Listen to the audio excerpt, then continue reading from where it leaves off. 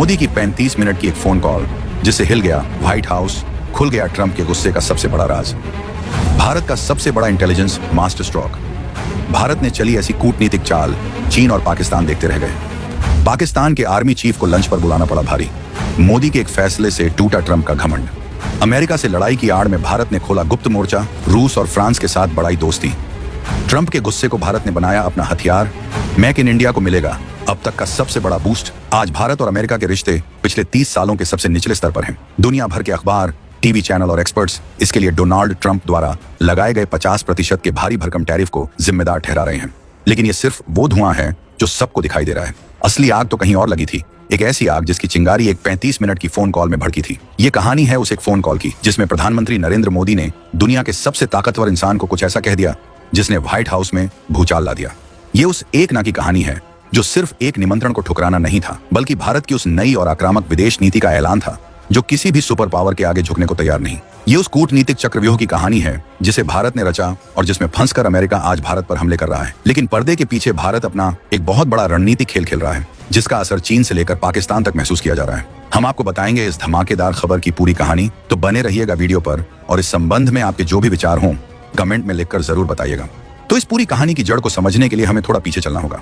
10 मई 2025 भारत और पाकिस्तान के बीच अचानक सीज फायर का ऐलान होता है।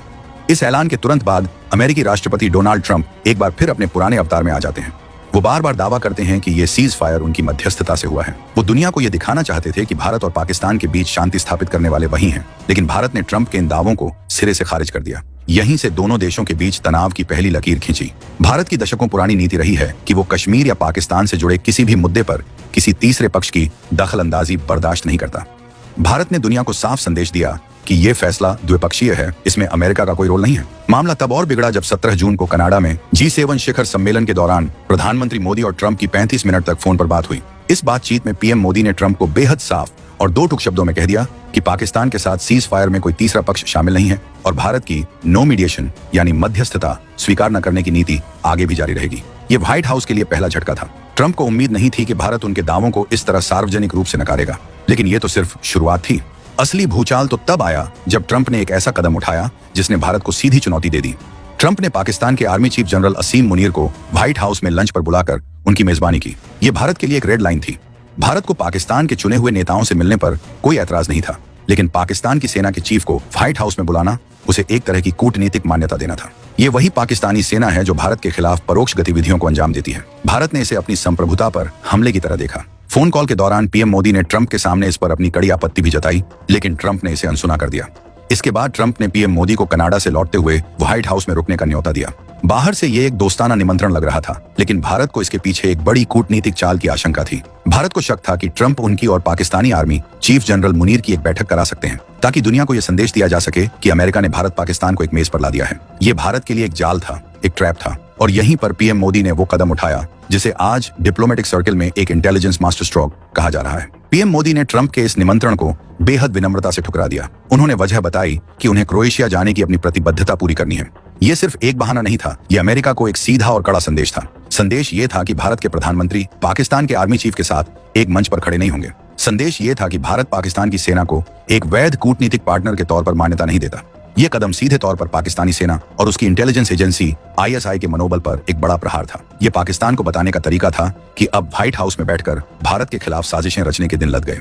मोदी की इस ना के बाद ट्रंप का अहंकार बुरी तरह आहत हुआ। उन्हें ये उम्मीद नहीं थी कि भारत का प्रधानमंत्री उनके व्हाइट हाउस आने के निमंत्रण को ठुकरा सकता है।